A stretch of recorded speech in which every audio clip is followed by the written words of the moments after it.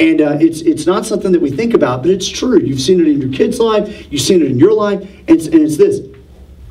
We drop our guard around friends, right? We love to drop our guard. We love to be accepted. We're kind of acceptance magnets, aren't we? We just want to be in a place where somebody will accept me for who I am, what I am, just the way I am. And so what happens is when you drop your guard, when you're around friends, it's the thing that can work for us or against us. When we're around friends, here's what happens. We are the most open to influence when we're around friends than anybody else. I mean, think about that. And here's the principle, that acceptance leads to influence. Now, you've never thought of it that way, but that's the truth.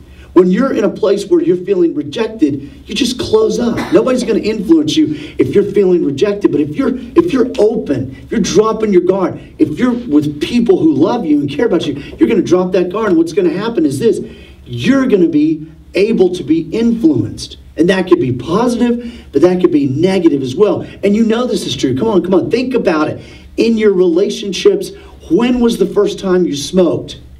When was the first time you took the drink? When was the first time that you experienced sex? It wasn't solo.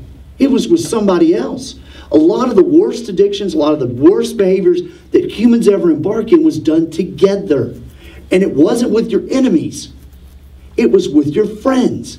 It was with the people closest to you. And that became the challenge of this principle, that acceptance leads to influence.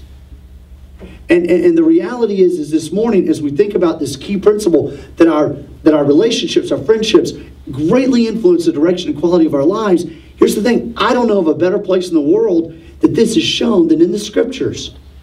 And there's this guy Solomon that lived thousands of years ago, the richest man that ever lived, the wisest man that ever lived. And I just want to invite you to turn to Proverbs chapter 13. We're going to look at just one verse, verse 20. And then I want to talk to you about some practical applications of this. And he told us a principle that's just absolutely amazing. And if we will live by it, we will develop some guardrails. We will develop some boundaries. We will develop some places in our conscience where we say, we will go this far, but no further. And we will do well.